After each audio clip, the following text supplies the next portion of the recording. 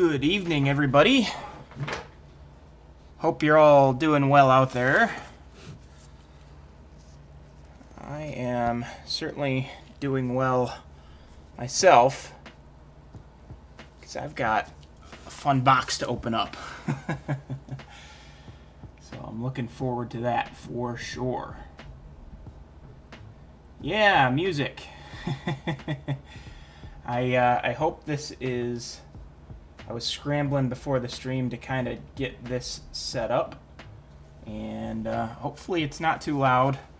Fiddled with it for a little bit, and I think I've got it to the right place, but let me know if it's too loud and I can adjust it and everything. But yeah, figured we'd step up the live streams a little bit. We've got plenty of fun stuff to talk about for sure, but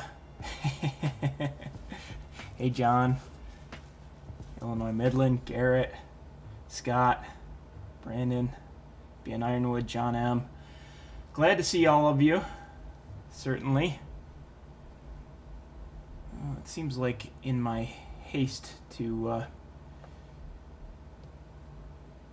get everything set up, I seem to have lost my metrics panel in here for some reason. So I'll have to go through and get that back again. I'm not sure what happened there. There it is.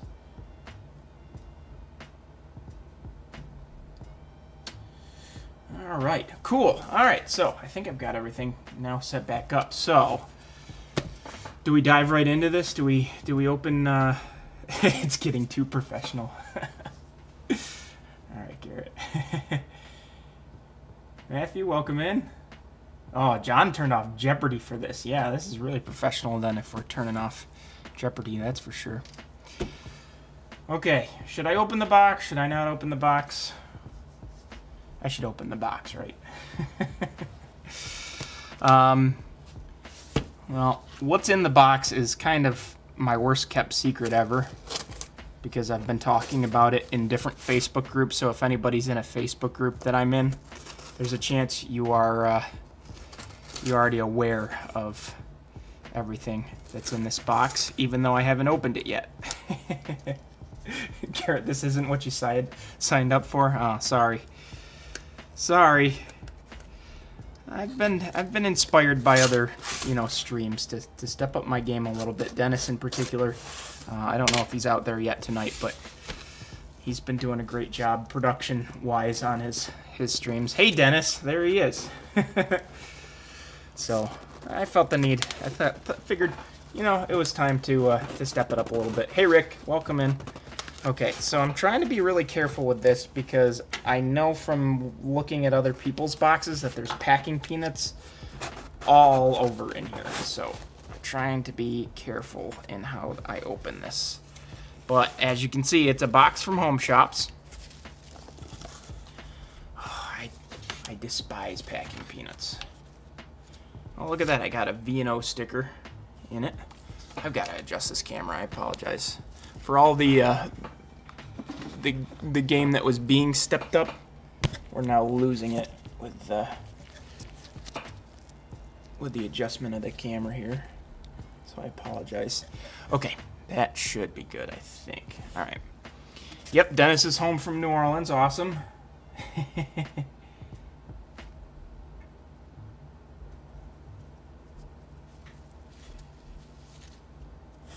2 trains is more than one. Okay, so, yeah. I'm already getting packing peanuts everywhere. Did I mention I can't stand them? All right, so this is, again, the most recent Home Shops release. This is the first time I've ever gotten boxcars from Home Shops, or any car from Home Shops. But let me pull the first one out here. Let's see, what's the first one? Okay, I'm going to go with this one first. All right, so yeah, first one out of the box. This is yeah, that's how numbers work, Garrett. This is, of course, a boxcar from Mike Confalone's Allagash, which is a railroad that I've started to take a ton of inspiration from. And so I had to pick up one of these, and had some really cool conversations today in Mike Confalone's Facebook group. Asked him, what does he envision a car like this would look like in 2005, to try to get an understanding. Oh, there was way more stickers in there. Okay. I can't put them in the invoice where I got to show it on stream, So yeah, I had a conversation and tried to get an understanding of what he envisions these cars would look like in 2005 when my freelance takes place. So I'm going to try to kind of replicate, that the best I can. For those that don't know, he actually changed, or he progressed his prototype a little bit in the last couple of months. He advanced in the years, changed the railroad itself to be the Androscoggin Main and Western, I believe it's called now, instead of the Allagash. So the new railroad, Androscoggin Main and Western, kept these box cars but patched out the reporting marks. So that's basically what I'm going to do to this car, and then weather it like it exists in 2005.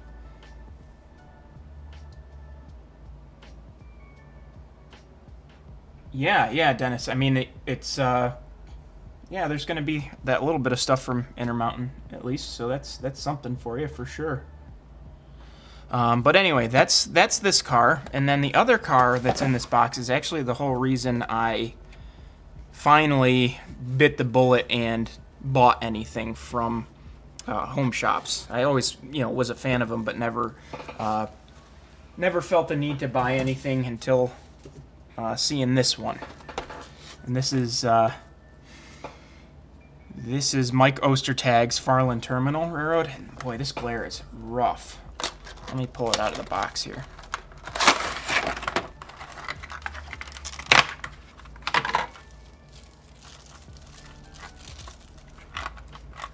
And you know what? I'll get the Allagash one out while I'm at it, too. Holy cow, that is a good-looking car.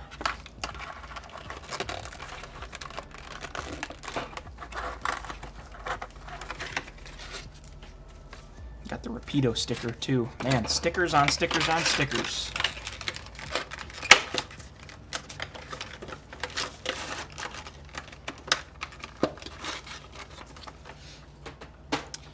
Well, so, Farland Terminal. I've enjoyed watching the second section guys for the last couple of years here. And, Mike's Farland Terminal, I've always really loved the paint scheme. Always felt a little bit of a connection to the Farland Terminal because of his connection with places like the Finger Lakes, which, he just did as the short line of the show last week, or last short line of the show. Kind of the ties to the Milwaukee Road, to Farm Rail, who's a parent company of Finger Lakes, and I think plays into his freelance in some capacity. So I decided I needed to pick up cars from this order from home shops. So I decided to pick up the Farland Terminal and, of course, the Allagash one as well. So got them both. Looking forward to doing some fun things with these. But the full story is that these cars are actually what inspired my freelance in general. I put in a pre-order for these two cars during the second section stream where they were initially announced. And when I put in the order, I kind of got to thinking to myself that, man, I don't really, I'm a prototype modeler. What am I supposed to do with freelance cars once I get them on the layout? I didn't really know. And when it ended up coming of me going through this thought process, was that I decided to create my own freelance as an alter ego for the Fremo modules. So the Genesee Wyoming Transportation Railroad would not exist if it wasn't for this release from Home Shops, which I think is pretty darn cool. This is what inspired me to start doing a freelance of my own. It's what's inspired me to get as far as I have with this GP30 project, and what's inspired me to take the ever increasingly slippery slope into freelancing, as Dennis is mentioning. Yeah, the freelance bug. It's now gotten to the point where I'm collaborating with Dennis on future projects as well. So yeah, lots of stuff. So yeah, plans for these boxcars. The Allagash one, we might even do it tonight. I need to patch out the AGR reporting marks and put them in AWM reporting marks. And then the Farland Terminal one, I kind of want to just, I think I'm going to pose the same question in Mike's Farland Terminal Facebook group as I did in the Allagash one, and just say, hey Mike, what do you envision a Farland Terminal car looking like in 2005? Because there was a really good conversation about the Farland Terminal and what people were wanting to do with these cars in the initial second section stream. But I don't know that Mike really ever specified what he envisioned, and that's kind of the way I want to do things, is do it as the owner of the road would envision. So other fun things that have come of this, when I asked Mike Confalone about the Allagash car, he told me, patch the reporting marks, weather it as if it's a new build car, or a 779 built car in 2005, so it's going to be very heavily weathered.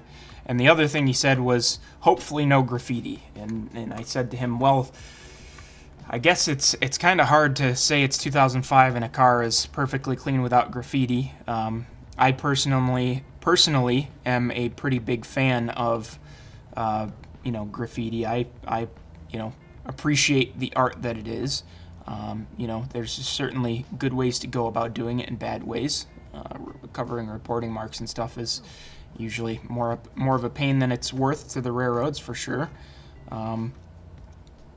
But out of respect for the railroad owner, I probably won't put any sort of graffiti on this. But it did kind of inspire me to keep going with the story of my own freelance and kind of get down into the nitty-gritty details.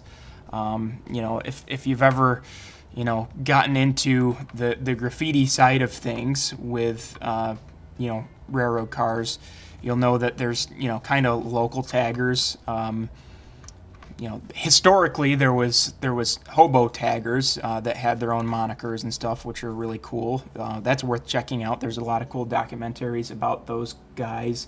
The two that are most notable to me are Bozo Texino and Herbie.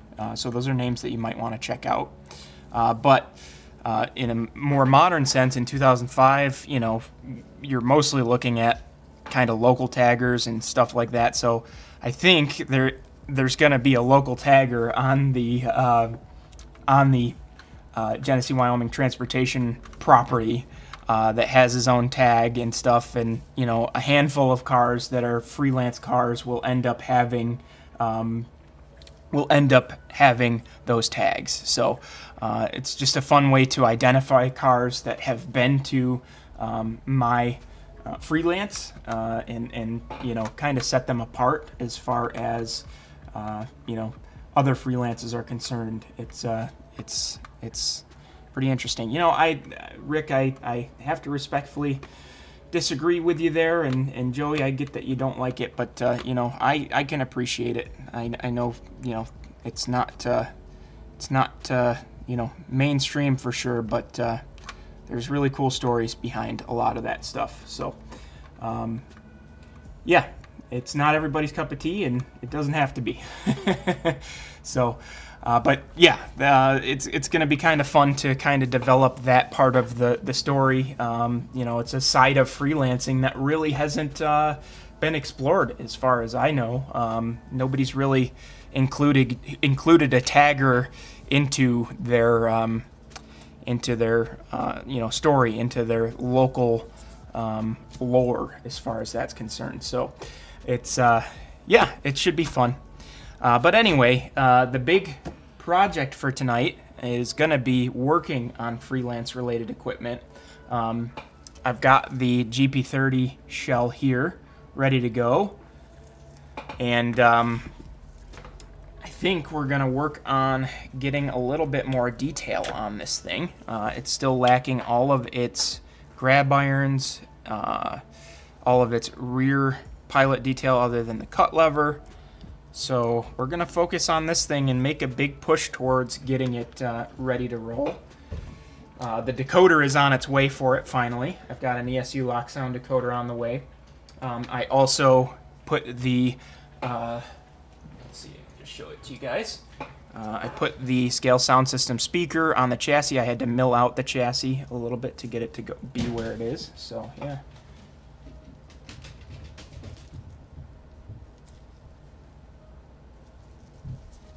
That's cool, Chris, that they've got the hobo decals available. Somebody else mentioned that they did to me as well. So I might end up grabbing a couple of those, maybe throwing one on the Farland Terminal car on top of the moniker that I come up with for the local guy, which I think I'm going to do something kind of fun with that. I think the patch is actually just going to straight up say "not graffiti," and you know, I'm going to kind of design it in a way where it looks like it's a you know, a stencil that you know, a crew would have spray painted on there, but it's really going to be like this guy's tag, which I think could be fun. You know, little play on things. Saying it's not graffiti, it's kind of like that the drawing, "This is not a pipe." It's a drawing of a pipe, so that sort of thing. Makes you, something that makes you think a little bit, which I think is kind of fun. So yeah. Okay, so what do we need to do to this freelance locomotive? Let me see. I was having some trouble getting my Zoom to work for some reason, and I don't know why it won't. Hang on one second here, guys.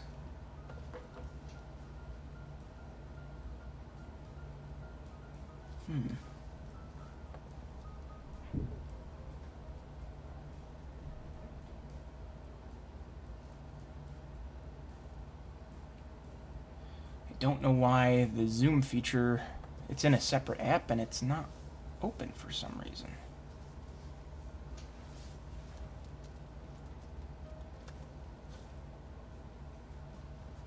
It figures that as soon as I'm testing out anything new as far as technology is concerned, I end up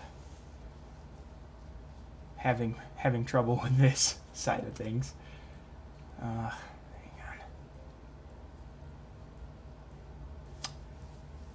Let's see. Maybe it'll open now. Are you open now? Nope. Ay, ay, ay. Okay, well, let me try. Yeah, Chris, so this is going to be a rebuilt GP39. It's going to be basically like the BNSF ones are, the BN ones are, where they blanked out the small radiator fan back here. You can see I've already got like a blanking plate on there and everything. So.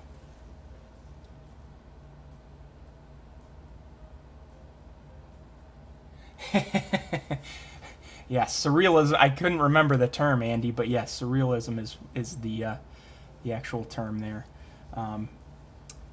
You know, I took an art history class in college, but that was a long time ago. Certainly appreciated everything that I learned, but not all of it stuck with me.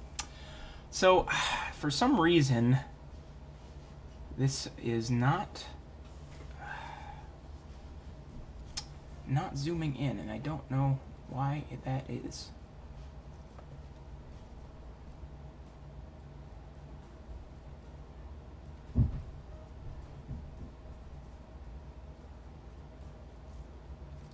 This is a little bit frustrating. I apologize for the non-smooth running stream here. I'm trying to take steps towards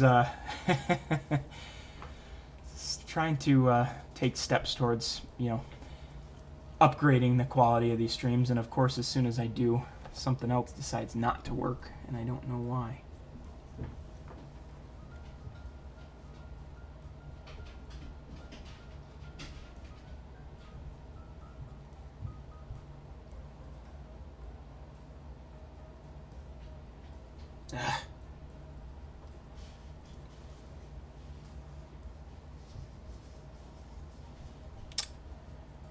Let's see.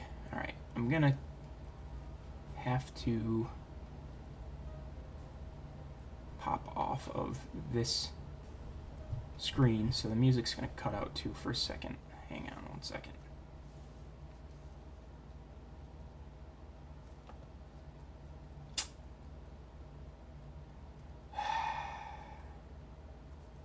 Still not working. All right. Well,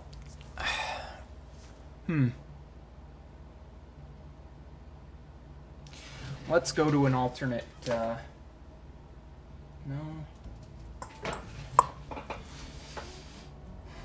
I think I'm just gonna have to work like this, unfortunately. Hopefully this is viewable enough.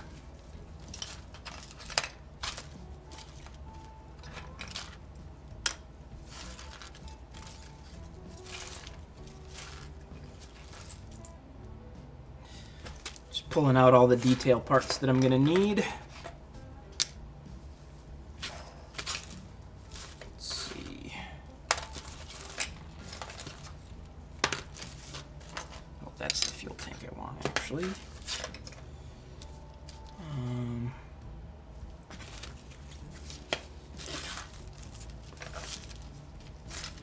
Anything else in here that I need? I don't think so.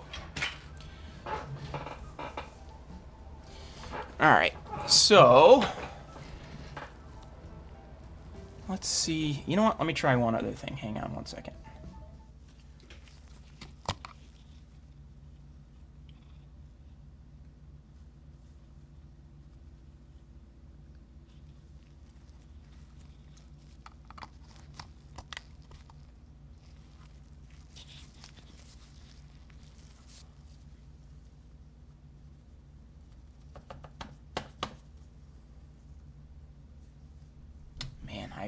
I don't understand why that program won't even open. It's very strange.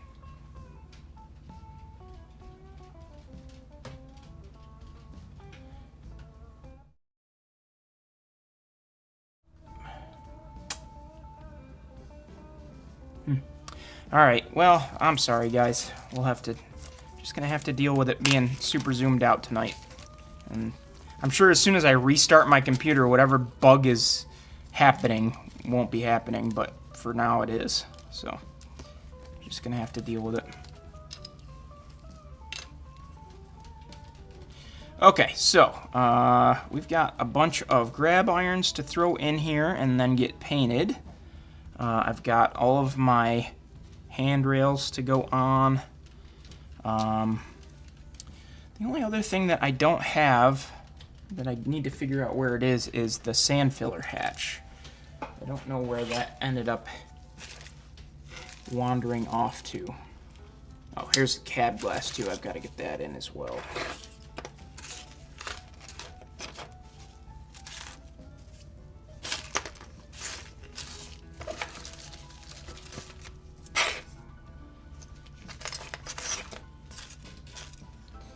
Sand filler hatch might still be in the factory box, so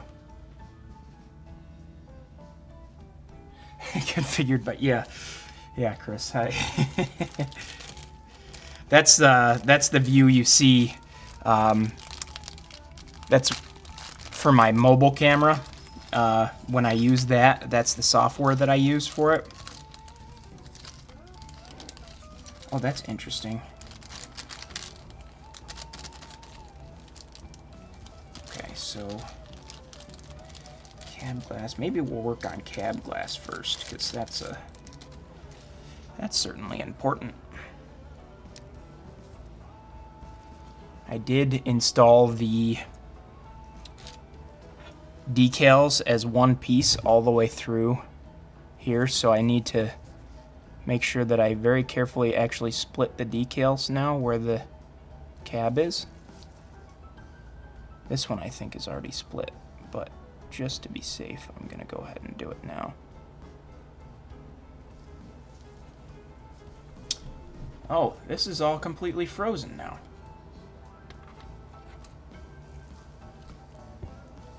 Oh, come on.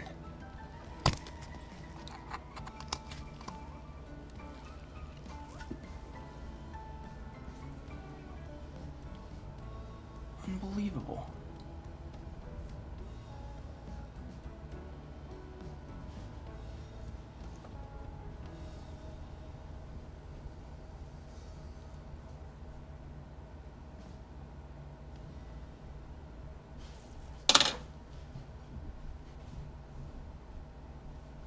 All right, can you guys still hear and see me?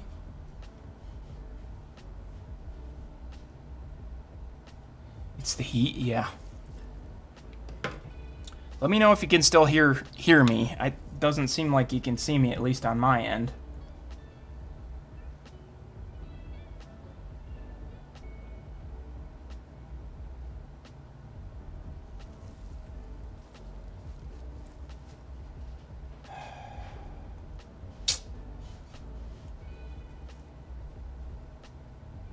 Video's frozen. Oh, isn't this just wonderful? Okay, give me just a minute here, guys. I'm gonna put you back on the pre-stream screen, and then I'll be back once I get it figured out.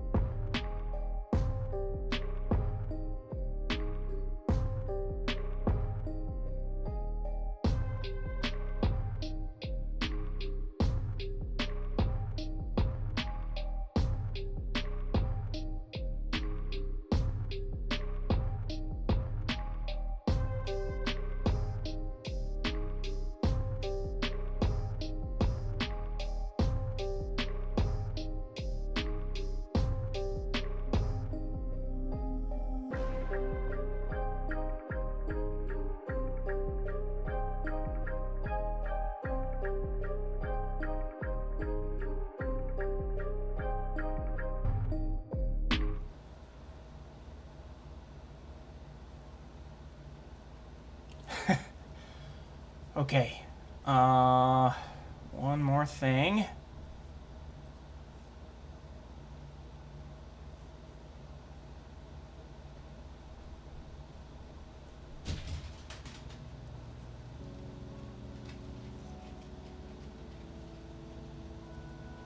Okay. I think I've got it all working now. Let's see. Let's just see if the zoom's going to work here.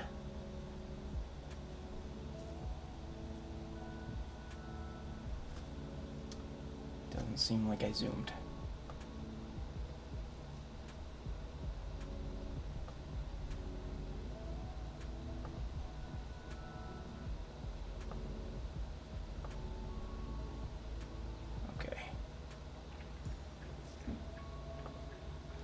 Okay.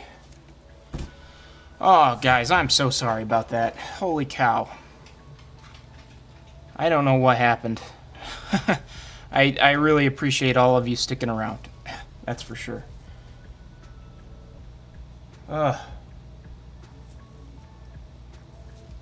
Okay, so, yeah, let's work on some stuff, shall we? I just need to get this at the right angle. Hang on.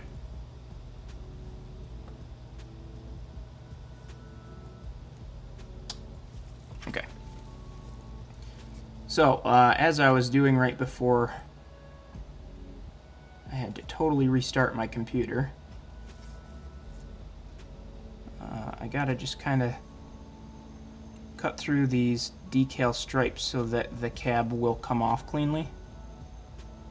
And that way we can work on getting the cab glass in, you know, amongst any other things that will be easier to do with the cab off. Well, I appreciate you stopping in, John. Appreciate you dealing with the technical difficulties just to promptly have to leave. But, you know, again, really appreciate you being here. Okay, let's see if we can get this cab off carefully.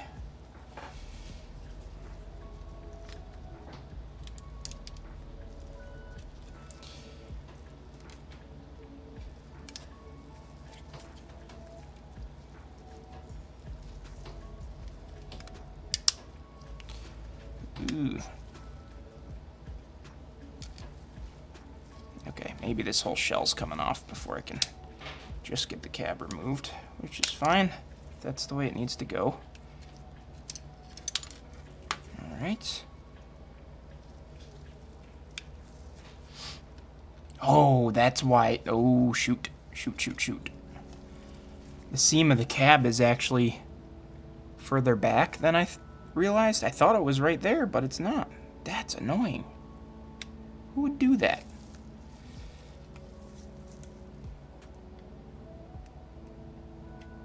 Okay, now should pop off cleanly. Cross your fingers.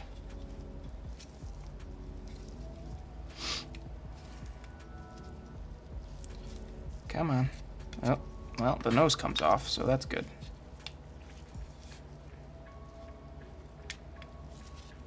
Okay.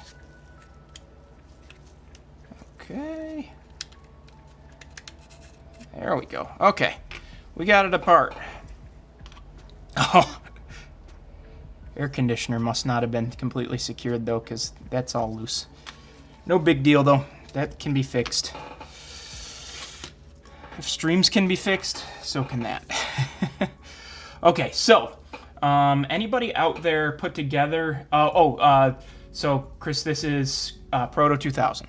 And I am curious if anybody out there has put together a Proto 2000 undeck before, because I'm not sure if things... I'm not sure if the cab glass is going to be a friction fit or if I need to use glue.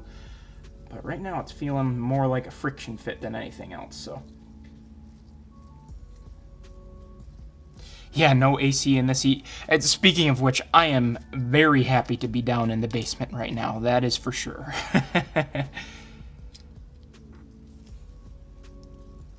It's a good night to be in the basement and not up in the rest of the house. The rest of the house, we have window units, but I don't have I don't have forced air for my normal heat, so when it comes to AC, I just use window units because I've just got radiant floorboards.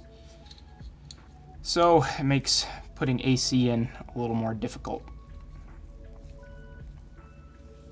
Okay, make sure with us being in this big zoomed in view, everybody, if you can't see anything, yell at me. Okay. I believe this is going to be the front number boards and headlight. Come on. Oh, AC came completely off now. Oh, those crews are going to be upset, huh, Dennis?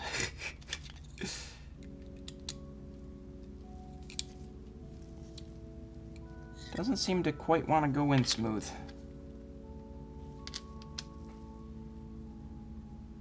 That's interesting.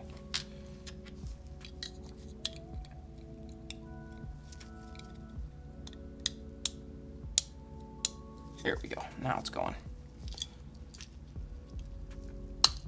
There's that. Okay, so judging by the fact that that front window just popped out of there, I'm guessing I want at least a little bit of glue on these as I work.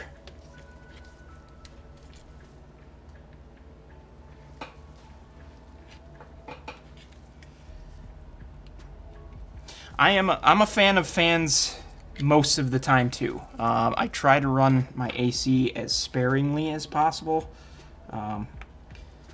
but when it gets to be this hot, this house becomes unbearable if I don't run anything at all. So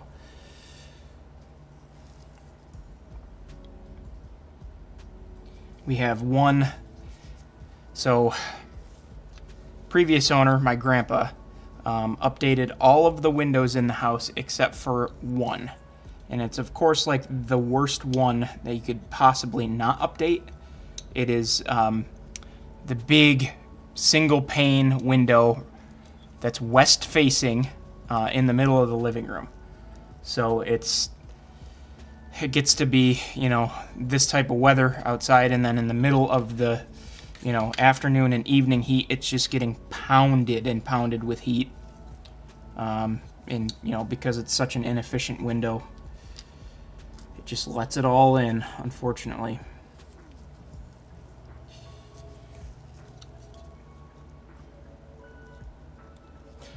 Well, with all of the technical difficulties we had, I didn't get the chance to ask, but what's on everybody else's workbench? Curious to know. Love to know what everybody's working on. Dennis, what's going to be on your workbench tonight?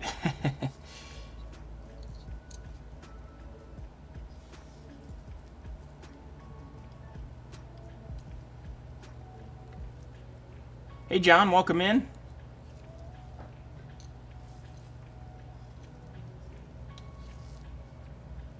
Yeah, the older window in the winter, it gets a little bit drafty, but because the heat run is like right below it, it's usually not completely awful. But it's definitely on my list of home improvement projects to eventually get taken care of, is getting that window updated to something that's more energy efficient. Because I really think if I was to have, you know, a double pane window in there, even when it gets this hot, I could probably get away with just running like one AC unit in the house and being fine.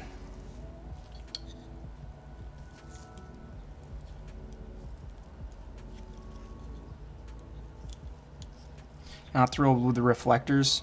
Are you using Smokebox graphic reflectors?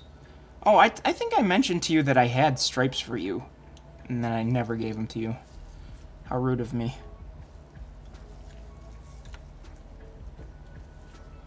Okay, this piece of cab glass does not want to pop into place. Maybe it just did, actually. Yeah. Okay.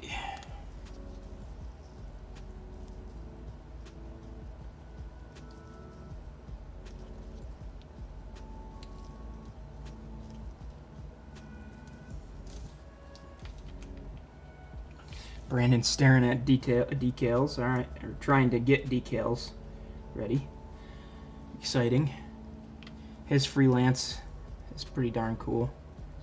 I've really been enjoying, I've been meaning to mention this, but the Discord community that's been being built has been really, really fun to be a part of.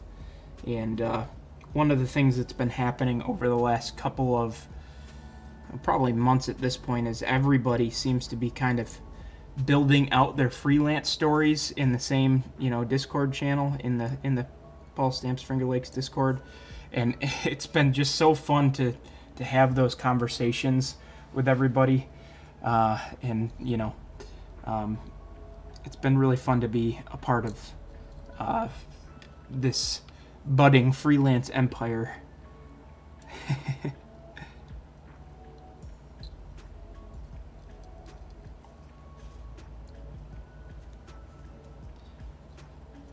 think we've got, what do we got? We've got Tim, Brandon, Dennis, Garrett, and Rick, along with myself. All of us have kind of been flushing out our freelances in one form or another in the Discord. It's been fun. It really has. Okay, hopefully I've got a little dab of CA anywhere where it's important for there to be CA, just to keep things in place, and then I'll keep trucking here. You need to steal my reflective decals, Garrett? All right, we can arrange that. They're white, right? I've got some older Smokebox Graphics ones. I'm not sure what you're using and what you're unimpressed with at the moment, but that's what I have.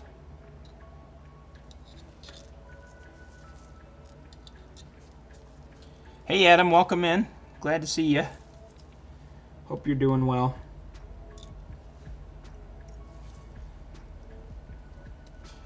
Seems like we inherited some of Colorado's crazy weather up here. It's very, very hot. Extremely hot for us. Garrett sent a screenshot today. His shop got up to 102 degrees inside with no air conditioning.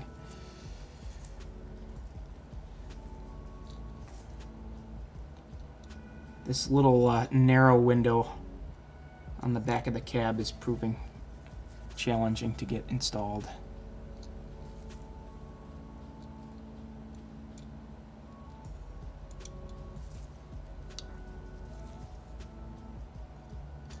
Oh, jeez.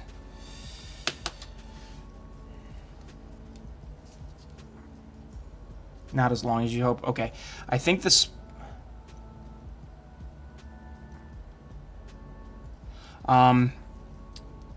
yeah, so the Smokebox ones are pretty thick, but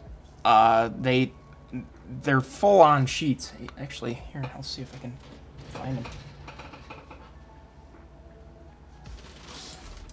Humidity-wise, it hasn't been awful, but yeah, it's definitely been humid for sure.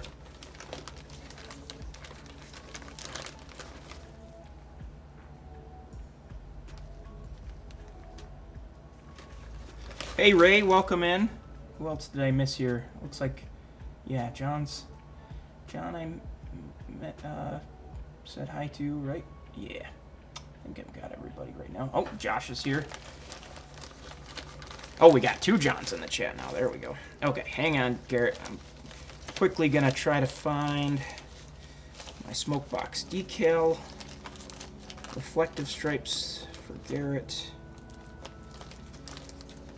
And just take a quick gander through the decal bag.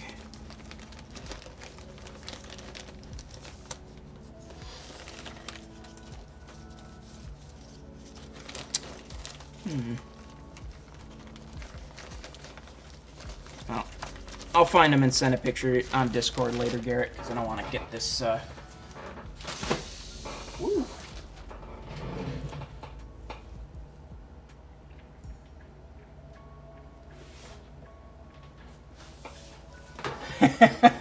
Yeah,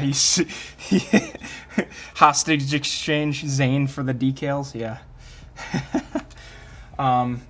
So Ray, I unboxed my Home Shops cars, and I know you've got some really fun plans for yours based on your Facebook posts that I'm sure Mike will be super overjoyed to see actually happen if you're gonna go see it all the way through.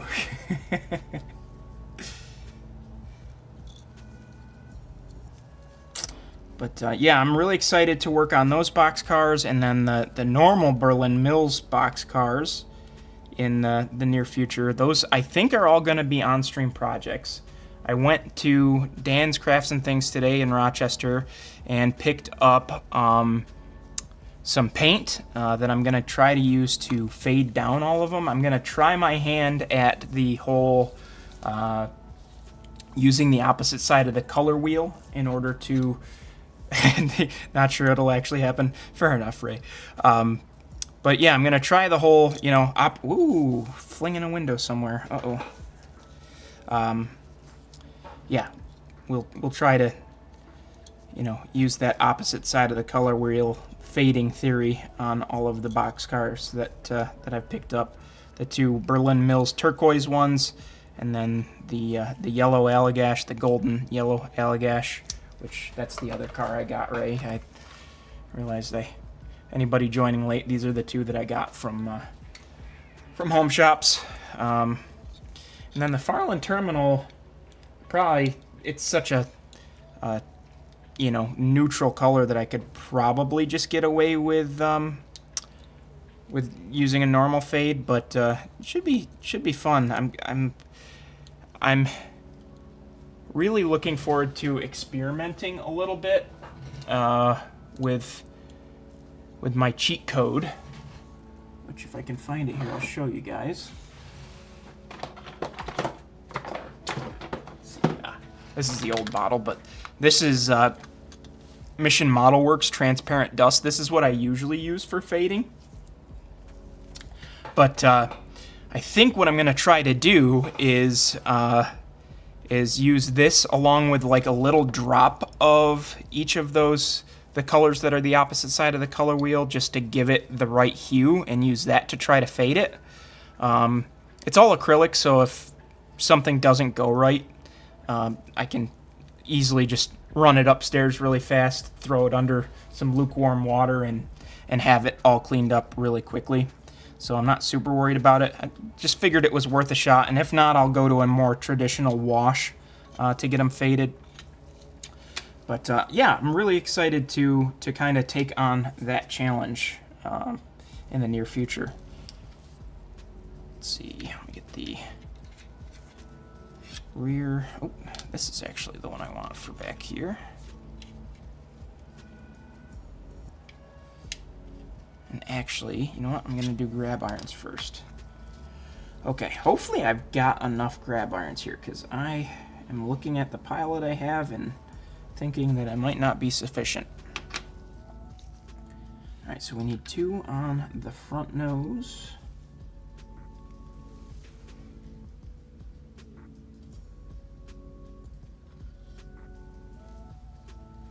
Oh, cool.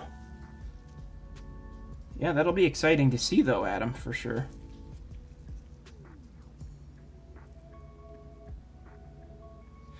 Chris, are we saying fade the green on the Farland Terminal car? Because I could definitely do that. That would actually, yeah. Yeah, I definitely think I need to fade that green, now that you mention it. I think that would look good.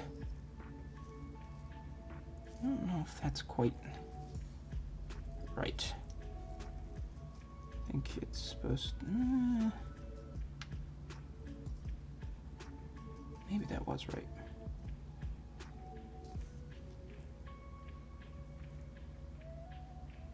These grab irons are interesting. They're not your normal traditional drop grabs in the proto boxes, so see how it all goes.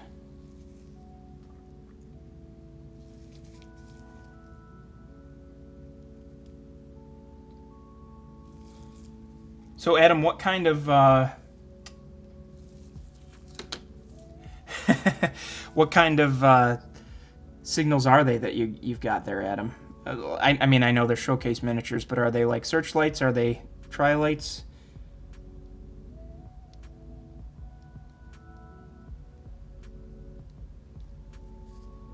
So, Ray, does that mean that you got the chance to see the Corning secondary then? Because, you know, funny enough, I do have that partially modeled. My lake scene that's complete is actually the Corning secondary.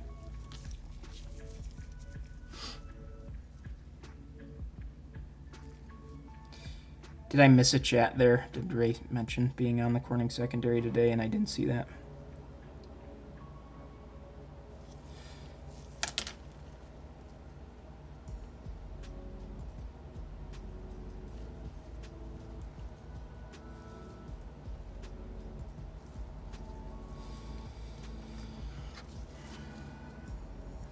Stuck kind of between a rock and a hard place here because these grabs are a little bit of a pain to put on with the reduced dexterity from having gloves on, but I've got such a gloss finish on this paint that there's not a chance I'm handling this thing as it stands without gloves on.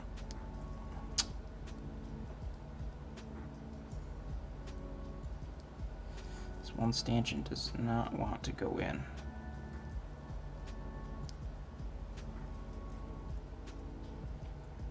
Oh, okay. All right. Rail dot guide. Okay. Huh. I don't think I'm actually familiar with that site. I'll have to check that out. I gotta go get my pin vise off the Fremo modules real quick. I'll be right back.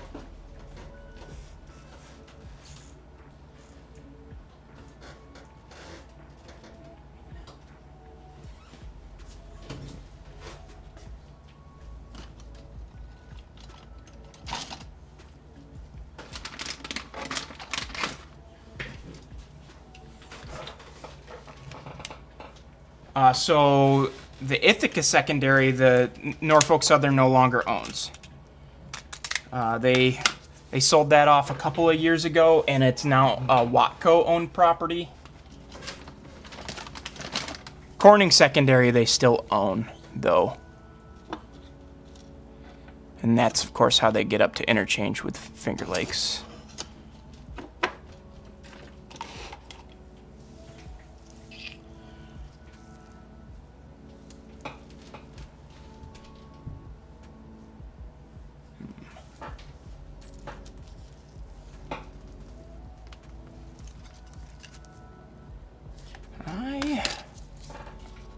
Might be stuck between a rock and a hard place here because the small drill bit I need to clean out this this hole for this grab iron seems to be nowhere to be found. Okay, yeah, I'll check that out after the stream, Adam. Cool.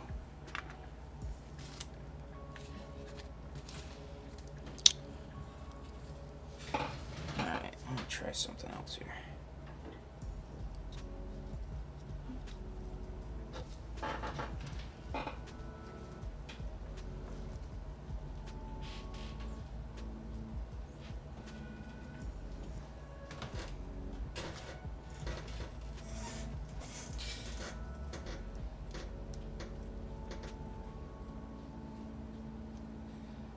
So the Corning secondary to Lions, yeah, that's that'd be pretty cool. Have a connection in there with CSX. I don't know why this grab iron is not cooperating with me.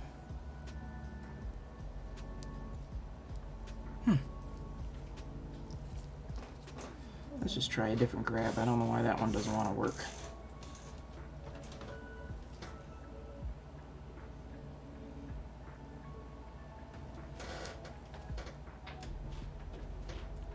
That one worked fine.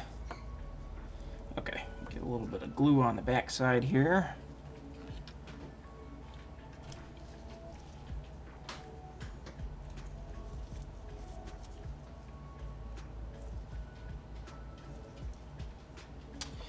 Yeah, I guess that map does need a little bit of an update if it's still got NSON in the Corning secondary.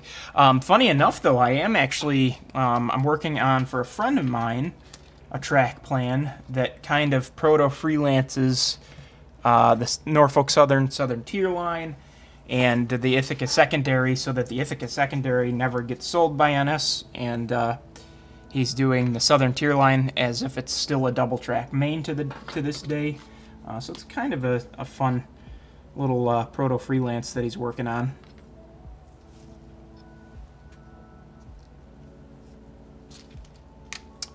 All right, need another applicator here.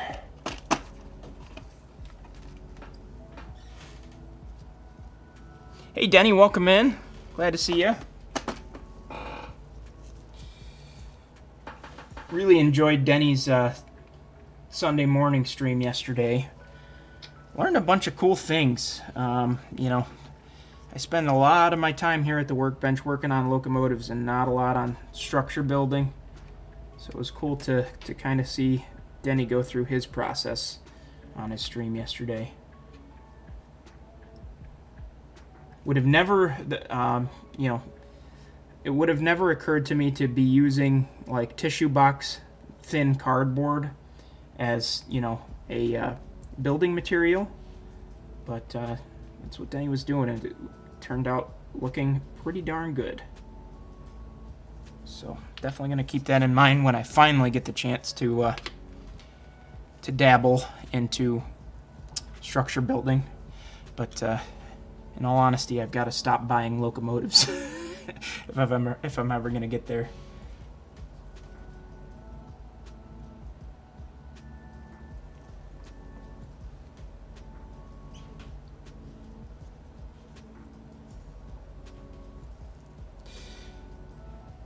I'm going to have to go back and watch the stream replay here to catch up on everything that's getting talked about as far as a freelance is concerned for Ray here, because I'm interested, but I keep missing half of the conversation because I'm, you know, still trying to work.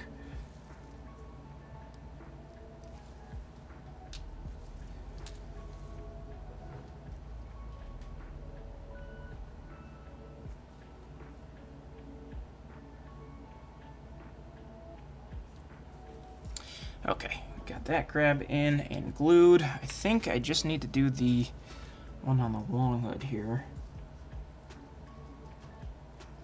Which hopefully, man, I don't think I have enough grab irons here. I might have had some go missing on me.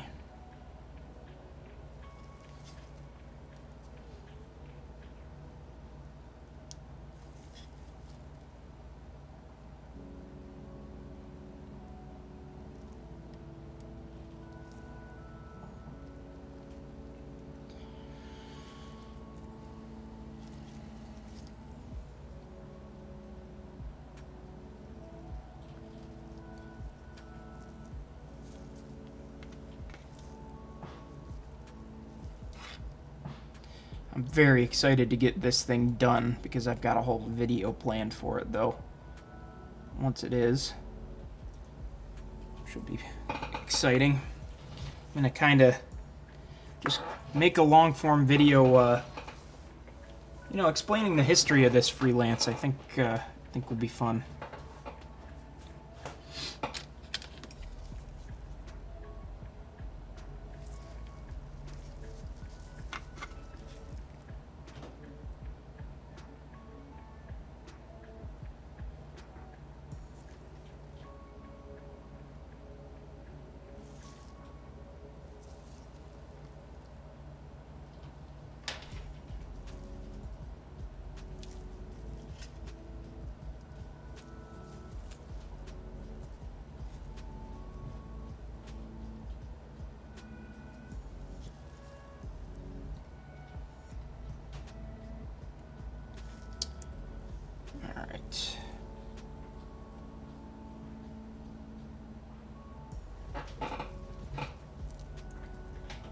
Yeah, I mean, that's kind of my, you know, loose goal for this, is to really, you know, do it up as an in-depth video, Dennis.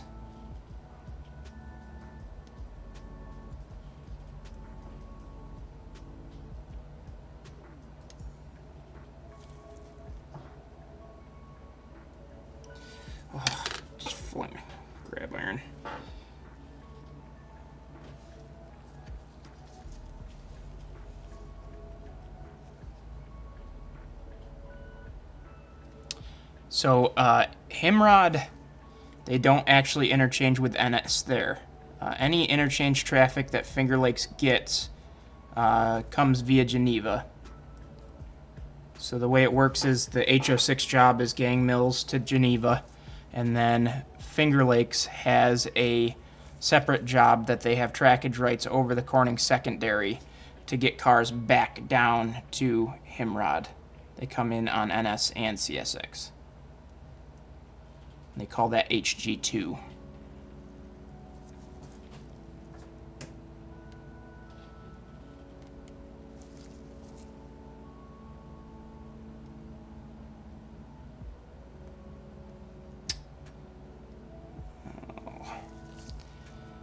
Got another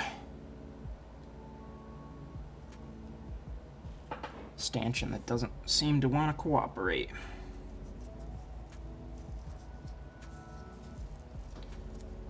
Now it's stuck to my glove for some reason.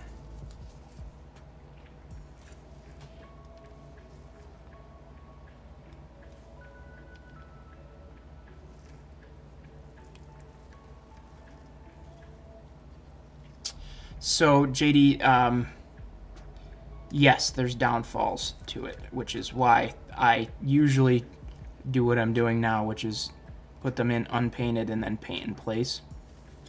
Once I get this grab iron in, I can kind of show you an example of what I mean.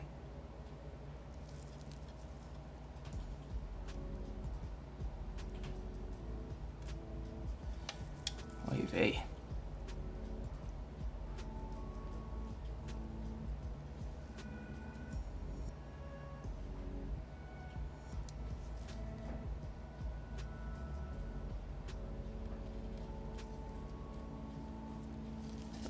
Got it.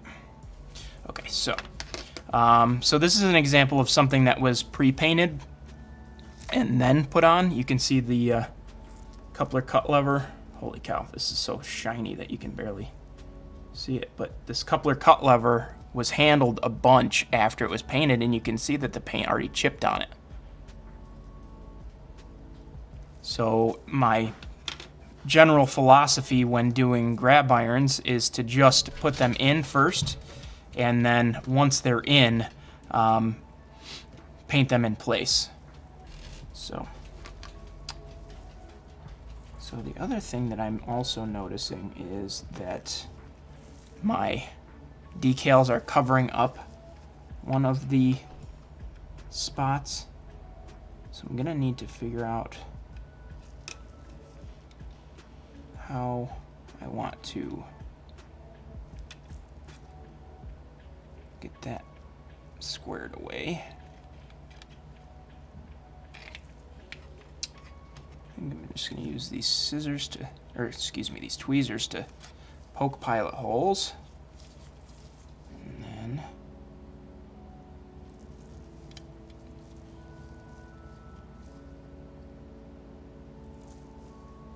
there we go.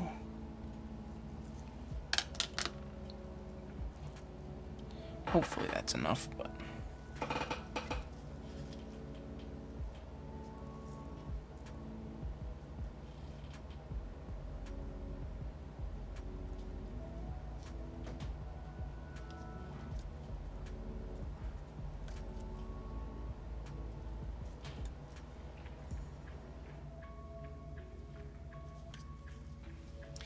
yeah, Ray, that Corning secondary is a pretty cool line, that's for sure.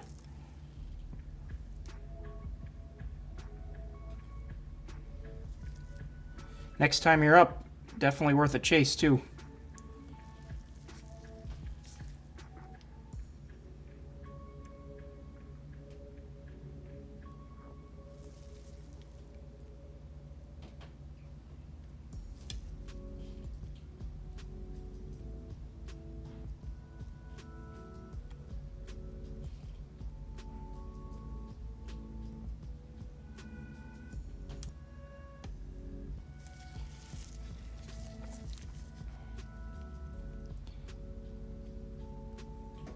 Well, that was an unintentional, unanticipated consequence, which is kind of a bummer.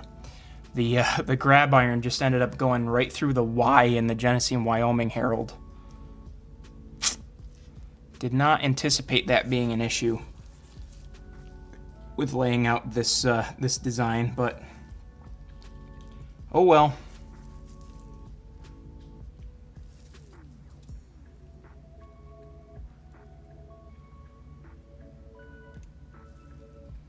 All right, let's see if we can get this one to cooperate now.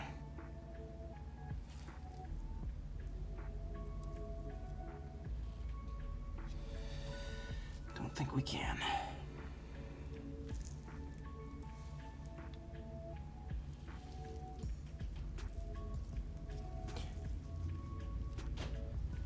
So Corning Secondary, they run 6 days a week.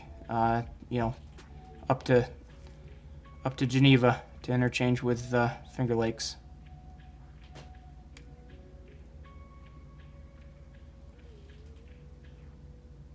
Oh, I didn't want to put that grab iron there. Guess I'm pulling it out of there.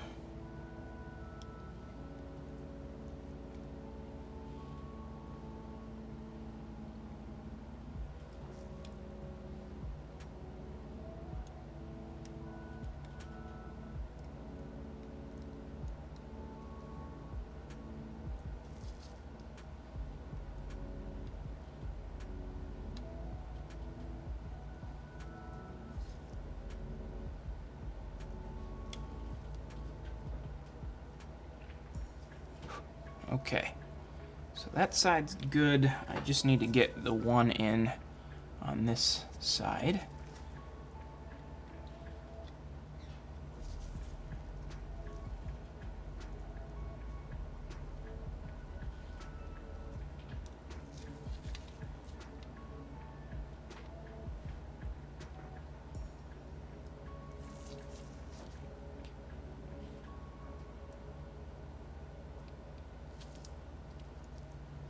Come on.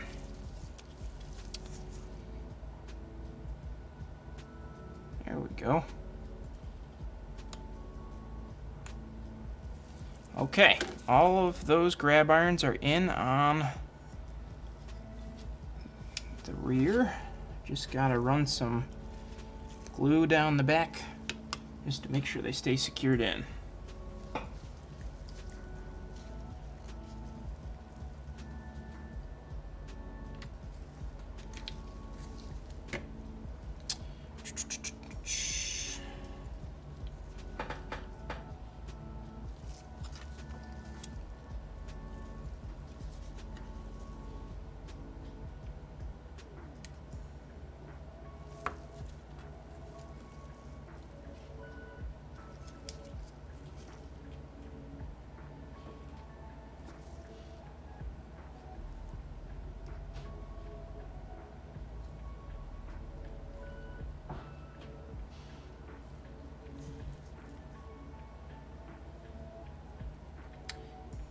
Yeah, Ray, that's, well, actually, maybe I'll take you over there, because I think I should be able to.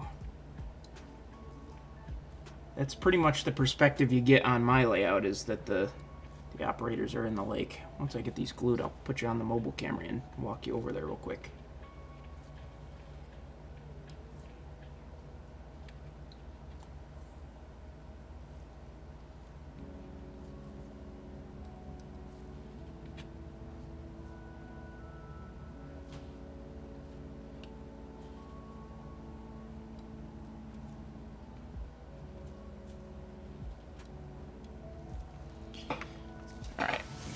Camera rolling here.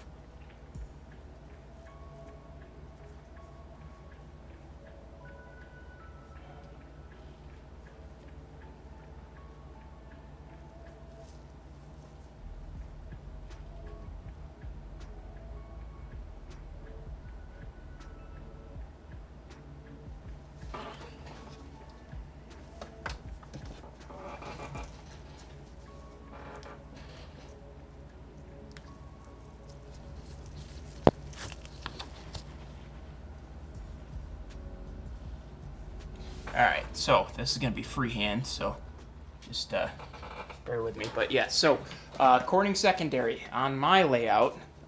This is Gang Mill's yard, so this is where the Corning secondary starts. And then you run around the corner here. And this is everything on this side, but we'll run over to the other side here and show you that. So this is Himrod, which again is kind of where Finger Lakes trackage starts again. But this is Himrod Junction. The bridge over the top is the Corning secondary, and then right here is Himrod Junction itself. And this grade is actually, believe it or not, relatively prototypical. It's super, super steep going down into Himrod, you know, where the track is at ground level there and then flies, you know, really climbs a short and steep grade to get up. And then this is Seneca Lake on the layout right here. So this is the Corning secondary, where there would be trackage rights for both NS and Finger Lakes to get up to Geneva, which is around the corner over there. So hypothetically, if you were to model the Corning secondary, you're looking at doing it in a lot more space than I have, just because it's not, you know, technically a focal point of my layout in an operation sense, but it definitely is as far as you know, scenery is concerned, that's for sure. So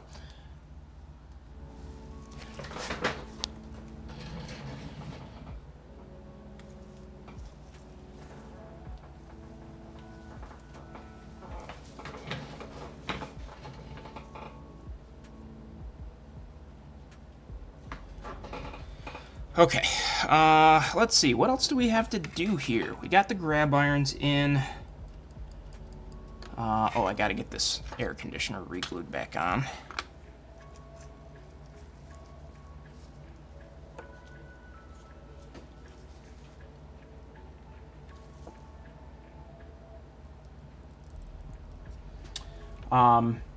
For what it's worth, you know, not to take away from the Finger Lakes fun, but you did mention the Ithaca secondary as well. Kind of same deal there, where, you know, nice long run up the lake, and in that one in particular, oh, that window just fell out again. That one in particular is cool though too, because you can not only get cold drags in, but you can get unit salt trains in as well, because there's a Cargill salt mine right on the on that side of the lake. Or, well, it's technically a different Finger Lake, but yeah, you could run unit salt trains and cold drags. As far as, you know, other stuff, I mean, you know, there's probably a little bit more operational interest on the Corning secondary for sure, but you could freelance something out of the Ithaca secondary for sure.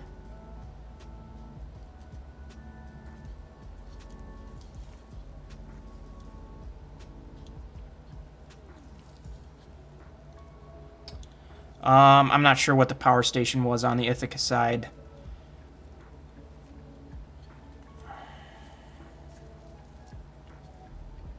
I know it's on the east side of the lake, and it still stands. It's shut down, but it's there.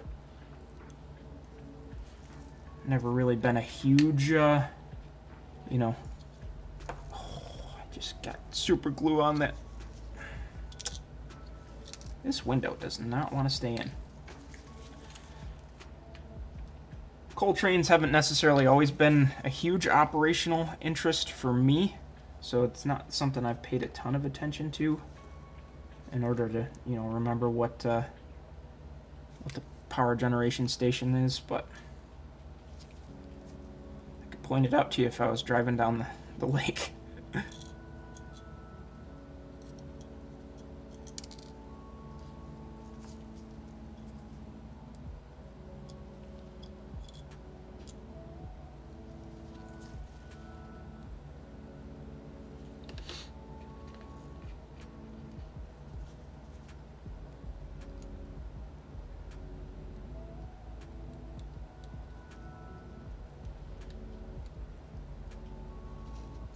Oh, we ended up in the Zoomed out view again. Interesting. How did that happen?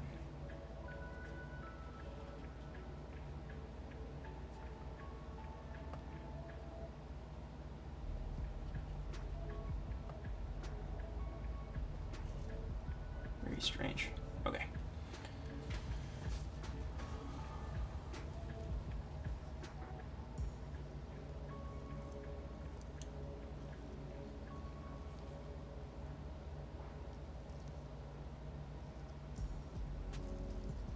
Yeah, definitely lots of good modeling interest though in the Finger Lakes area for sure. Oh, I just realized I don't want this light pipe in here yet,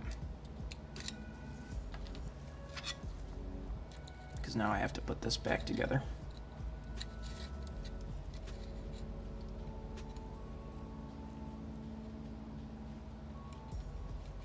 Oh, that's cool, Brandon.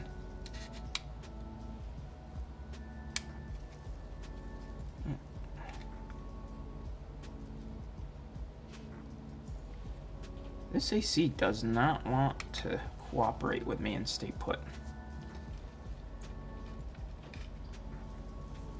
I've been trying to use just a dab of super glue to get it to stay, but it's becoming apparent that I need to use it a little bit more and then not touch it.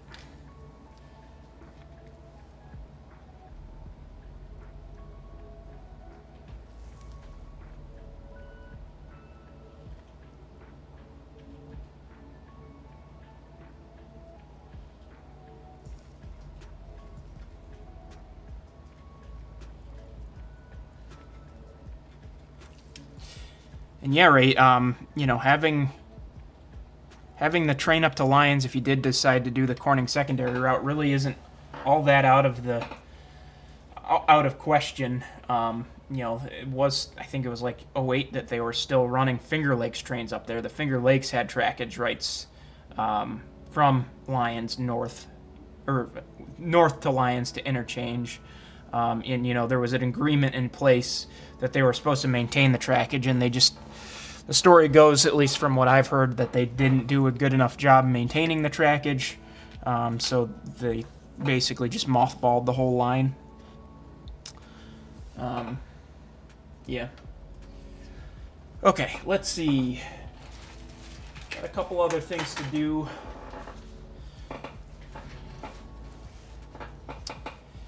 I'm gonna go with the smaller fuel tank on this thing, just because I think it'll be fun to have the smaller one on there. But I've got to make sure I put it on the right way here. There we go. Alright, let's see. Are you going to stay? Nope. You got to have some sort of glue. Alright. Let's see. I think I'm just going to lightly just hit a couple of little spots here so that I can still get this off should I need to.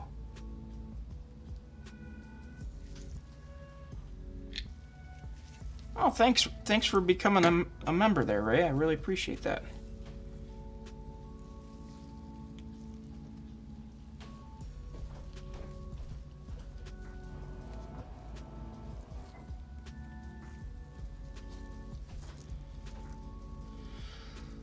Okay, fuel tanks on. Yeah, so kind of fun, interesting things. I think it was on the Second Section podcast. They were talking about certain locomotives having shorter fuel tanks in order to kind of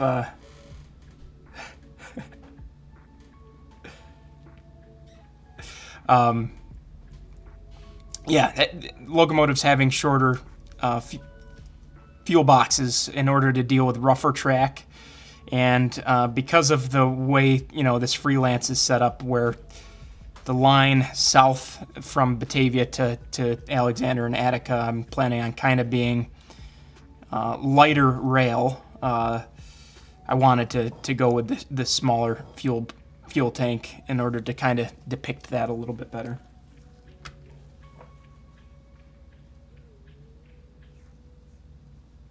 The pop-up box was in the way. Okay. Yeah, so fuel box, or fuel tank, excuse me, is on. What else do we have to do? We've got the rear detail to do. What do we got? 852. We've had a pretty productive night. See if I can get the MUs on the back here. I know I've got them stashed away here. Yep.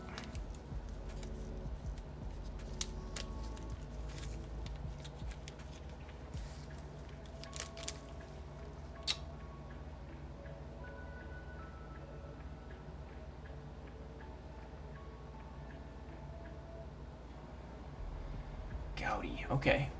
That's fun, Brandon.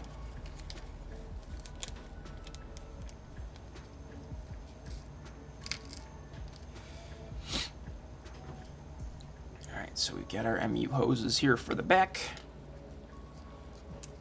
Got my drill. Already got the coupler cut lever on back there. So really, this is the last thing I need to do for the back. Let's see. Looks like I kind of have them mounted. Okay, I think I can see where the holes are for the stock ones, but I'm not using the stock ones because they have a 4 cluster on the stock, and I'm using the modern 3 cluster. So I think kind of just want to split the difference between the two.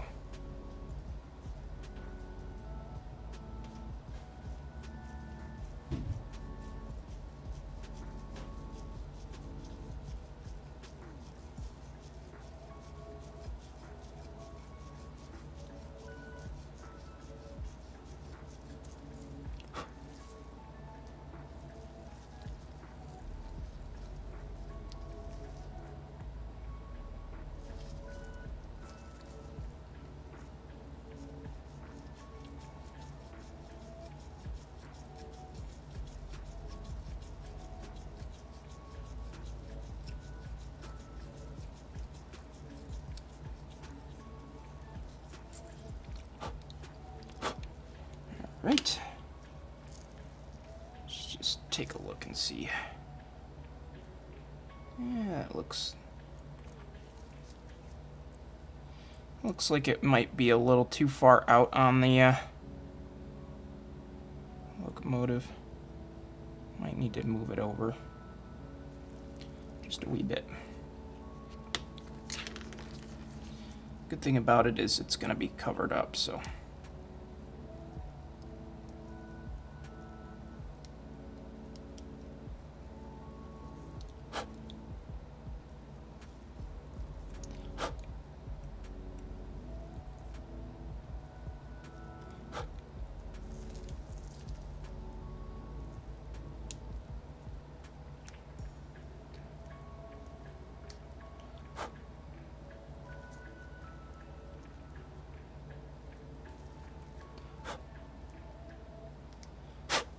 Right.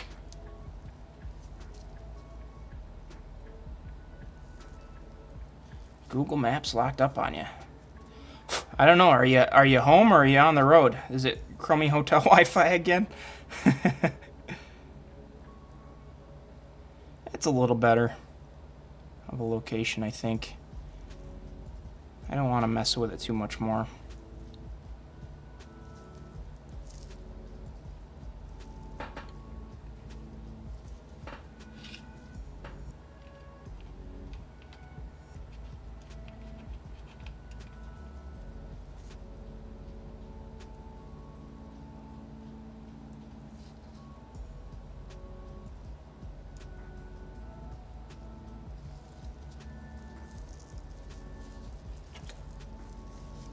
I don't know what the reasoning is then.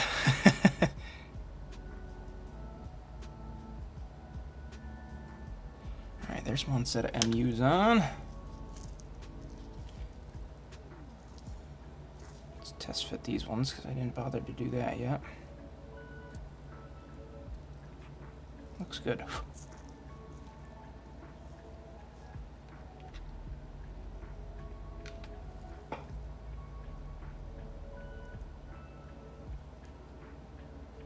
Well, Ray, the next time you are out this way, you know, the H-06 job is a nice, easy chase. So if you want to do some reconnaissance, definitely worth doing. There's actually there's a whole rail pace chase guide on the Corning Secondary that a friend of mine did.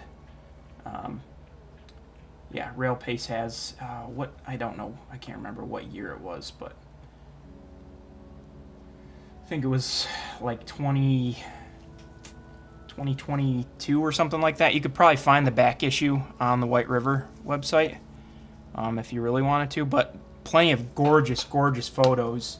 You know, plenty of great inspiration in that particular rail pace.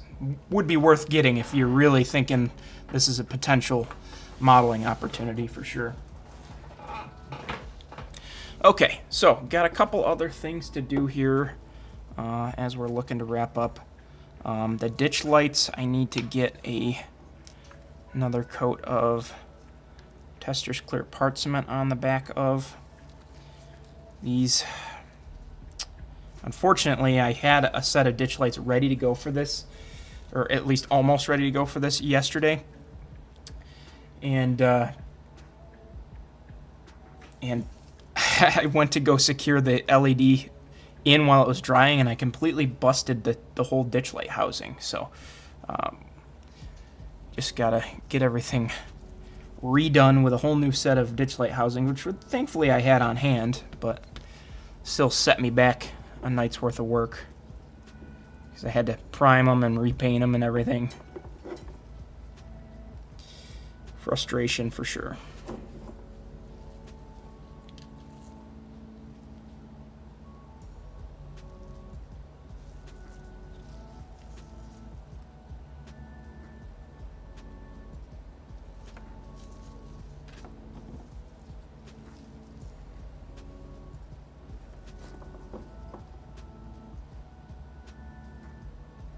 Yeah, these ones are 3D printed housings. Like I said, I use 3D printed housings when they're applicable, as I've kind of mentioned in the past. Okay, that's all good. Let's see. That's drying in. We made a lot of progress on this thing tonight. I can go ahead and get... Oh no, I left that paintbrush upstairs. I got a brand new fine tip paintbrush to paint these grab irons with, and I left it upstairs. Is this one in good enough shape? This one's in good enough shape, I can use it.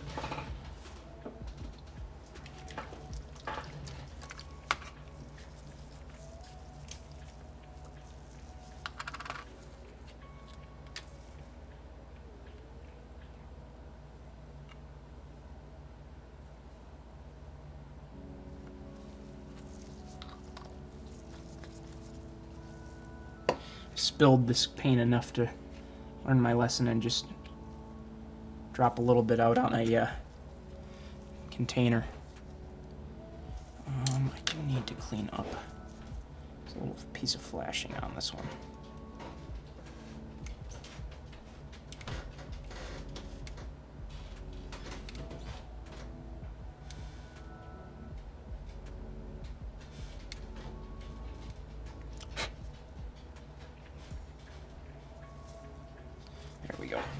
Okay, let's get an initial coat on these grab irons. This is, you know, because I used the same color green for the paint job itself, I don't have to be quite as careful as I would be if I was painting them a different color, which is nice.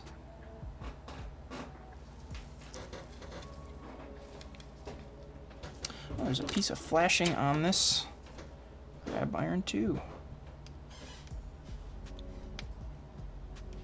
Go. Okay.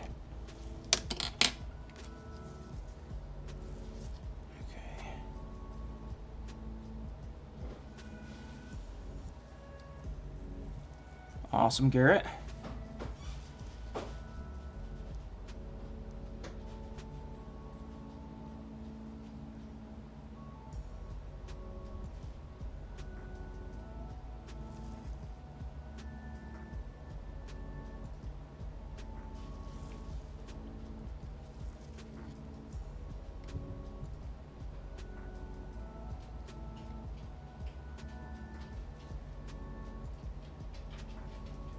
This is definitely going to take multiple coats, just because these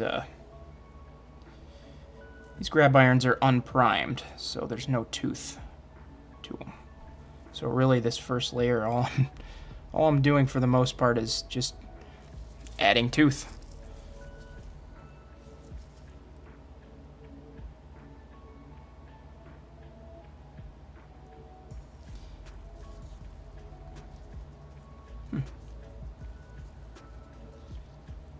Something about this paintbrush doesn't like. It's gumming up. That's weird.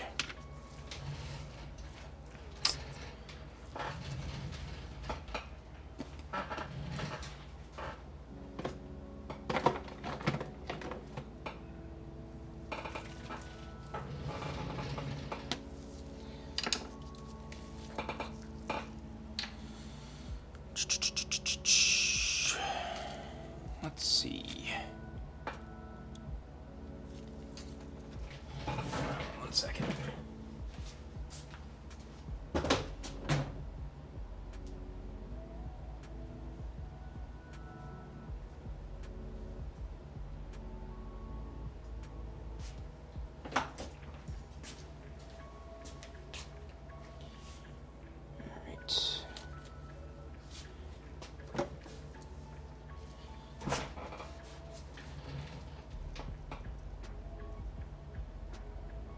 Yeah, I think you might have to just straight up email him, Garrett. That's what I'm guessing.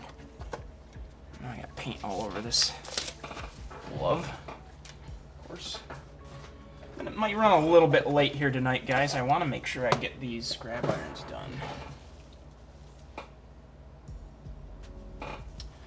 So JD, as far as plastic compared to metal,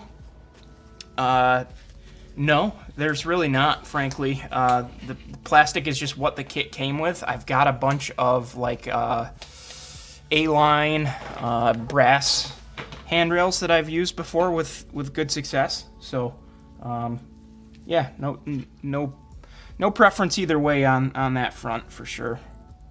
I don't know why this paintbrush it's all gummed up. Which is weird, because I literally just thinned it. Or cleaned it with a little bit of acetone thinner,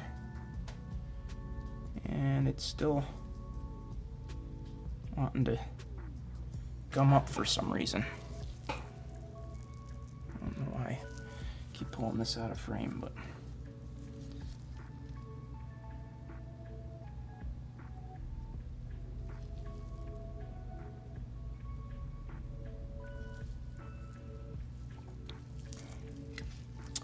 I think we're good on those.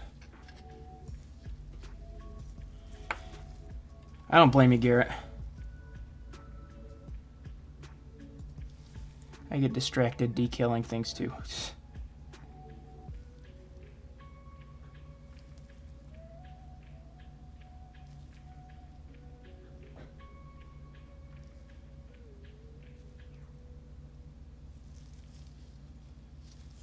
That one actually turned out pretty darn good.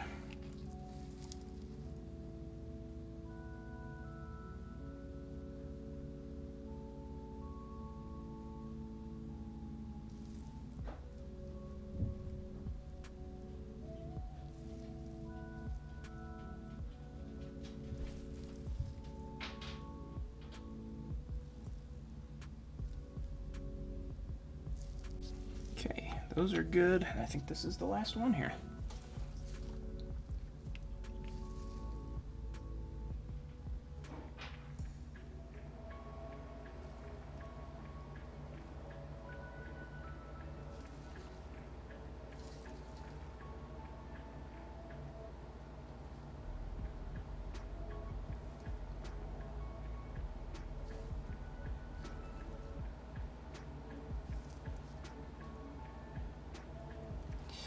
All right, I think that's every single separately applied grab iron painted, at least an initial coat. Oh, I gotta do, there's one single one that's in Erie Gray Green. There it is. Because it's on that stripe.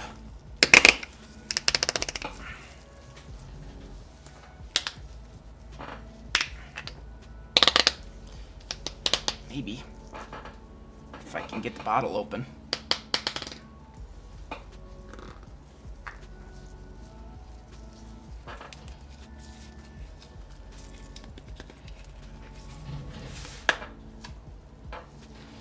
Go. All right, I gotta clean this paintbrush quickly.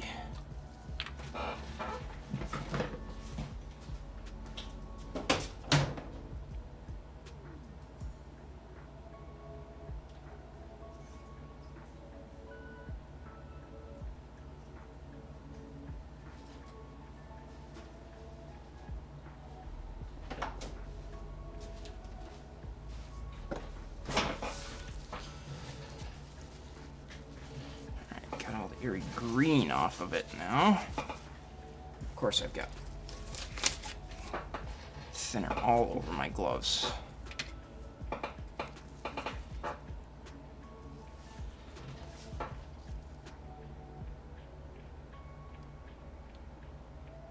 Now this is a true test of how well I matched these decals now. Let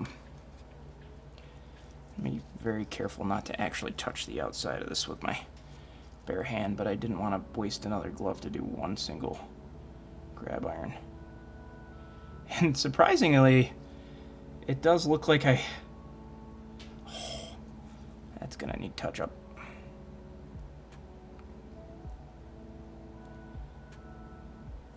Well, I don't mean to toot my own horn, but I did a pretty darn good job, I think, matching the eerie gray green, it looks like.